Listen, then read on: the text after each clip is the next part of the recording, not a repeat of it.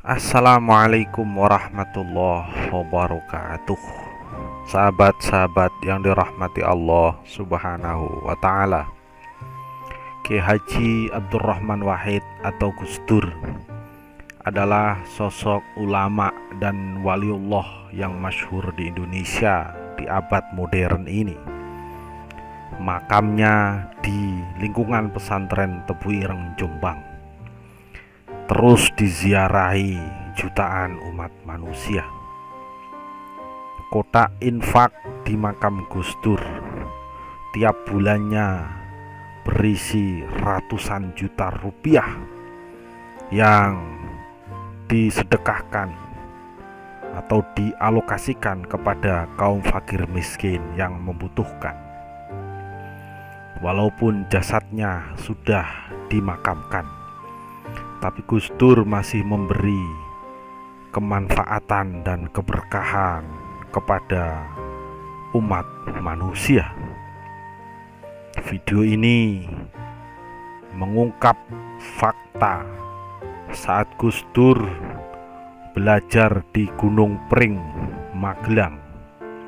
Ia mendapatkan kitab kewalian dari Mbah Dalhar Watu Congol.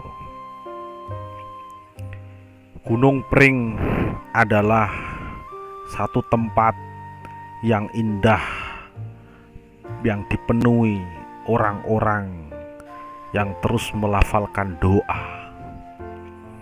Di Gunung Pring ada makam para waliullah kekasih Allah Subhanahu wa Ta'ala. Ada Raden Santri, ada Mbah Jogorekso, ada juga Mbah Dalhar Watu Congol, dan ulama-ulama lain yang masyhur pada zamannya. Kisah ini mengetengahkan salah satu babak sejarah Gus Dur yang mengaji kepada Mbah Dalhar Watu Congol dan mendapatkan kitab kewalian. Dikisahkan dalam buku Ensiklopedia Gus Dur bahwa Gus Dur pernah mengaji di pesantren Tegalrejo, Magelang, di bawah asuhan Mbah Khudori. Mbah Khudori sendiri ini adalah menantu dan murid dari Mbah Dalhar Watu Congol. Mbah Khudori juga pernah belajar di Tebu Ireng kepada kakeknya Gus Dur, yakni Hadratus Syekh Kiai Haji Muhammad Hasyim Asy'ari. Dalam penjelasan Kiai Nurholik Ridwan, Mbah Dalhar menurut masyarakat pesantren diyakini sebagai seorang waliullah. Makamnya di Gunung Pring dekat dengan Raden Santri dan diziarahi setiap saat oleh jutaan umat Islam di Indonesia. Mbah Dalhar juga seorang mursyid tarekat Syadziliyah. Kepada Mbah Dalhar ini pula Gus Mik pernah berguru dengan penuh hikmah. Gus Mik dalam wasilah zikir surat Fatihah 100 kali di kalangan jamaah zikrul ghafilin. Salah satu wasilahnya juga ditujukan kepada Mbah Dalhar Watu Congol. Ngaji Gus Dur kepada Mbah Dalhar Watu Congol ini memang tidaklah ngaji secara spesifik dan menetap di sana bertahun-tahun. Tetapi menurut penjelasan dari Gus Yusuf Khudori, ngajinya Gus Dur di Mbah Dalhar ini dilakukan saat Gus Dur masih berstatus sebagai santri Tegalrejo, Magelang. Dijelaskan bahwa Gus Dur pindah dari Yogyakarta ke Magelang, tepatnya di pesantren Tegalrejo, pada tahun 1957. Di pesantren Tegal Rejo ini Gus Dur nyantri selama sekitar 2 tahun lebih sedikit, langsung diasuh oleh Kiai Khudori. Greg Barton juga memberikan kesaksian saat Gus Dur mengaji di Tegal Rejo. Bagi Greg Barton, Gus Dur mampu membuktikan dirinya sebagai santri yang berbakat dengan menyelesaikan pelajarannya di bawah asuhan Mbah Khudori selama 2 tahun di Tegal Rejo. Kebanyakan santri yang lain memerlukan waktu 4 tahun untuk menyelesaikan pelajaran. Bahkan Gus Dur di Tegal Rejo ini menghabiskan sebagian besar waktunya di luar kelas dengan membaca buku-buku dari barat.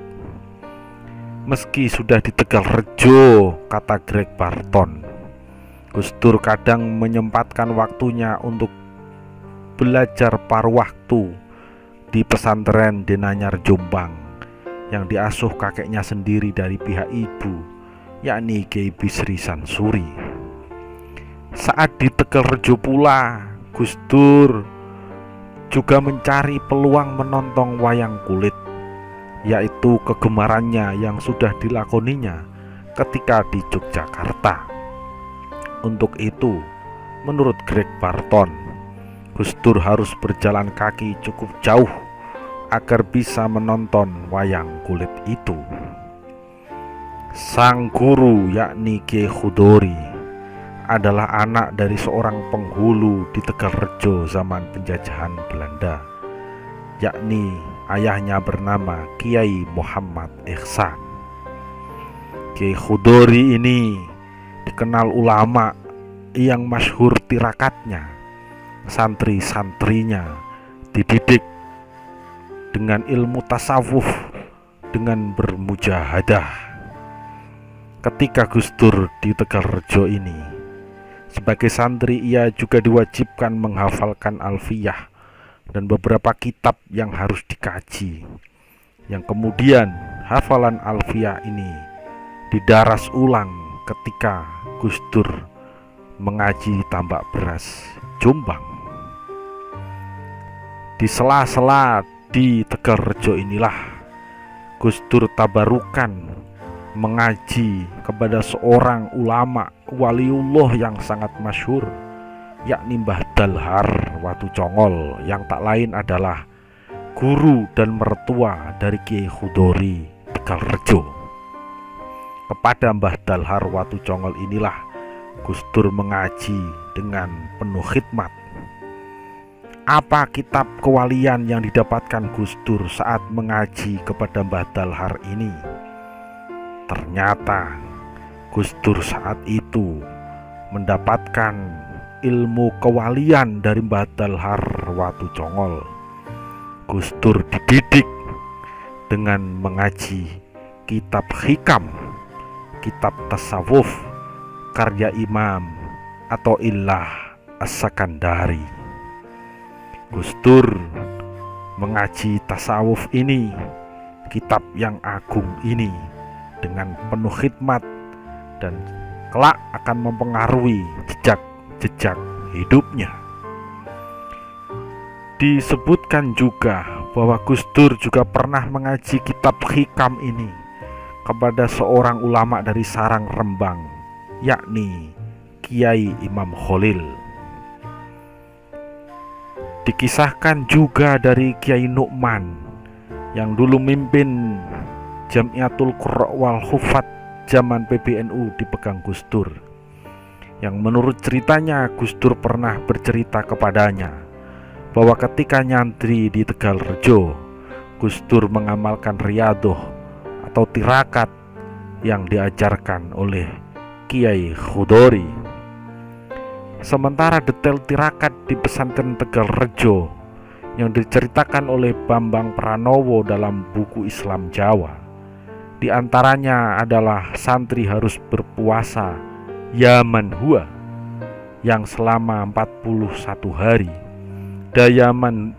Yaman Hua itu harus dibaca. Sementara dari cerita Ki Nukman, Gus Dur pernah bercerita bahwa ia juga diajarkan untuk melakukan kerowot oleh Kiai Khudori, yakni tidak makan nasi. Ia hanya makan buah-buahan dan sayur-sayuran saja. Menurut Bambang Pranowo, wirid hizib yang diamalkan di pesantren Tegalrejo adalah hizib Ghazali, di mana santri kelas alfiyah diwajibkan mengamalkan hizib ini dengan puasa 7 hari dan membaca hizib ini minimal 7-41 kali setelah itu. Dalam cerita Ki Nukman juga, hizib Ghazali ini dibaca Gus Dur bukan hanya di pesantren saja, tetapi juga setelah ia sudah tidak di pesantren. Bagi mereka yang sudah pernah menamatkan riyadoh dalam ilmu-ilmu hikmah, tentu pembacaan itu setelah riyadoh seiring waktu berjalan menyesuaikan kondisi dan keadaan, bisa dengan duduk, berjalan, berbaring, dan lain sebagainya. Gus Dur di Tegalrejo dan di Gunung Pring bersama Kiai Dalhar ini mendapatkan ilmu kewalihan yang luar biasa, khususnya dari kitab Hikam karya Ibnu Athaillah As-Sakandari. Semoga keberkahan Gus Dur mengalir kepada kita semua. Wassalamualaikum warahmatullahi wabarakatuh.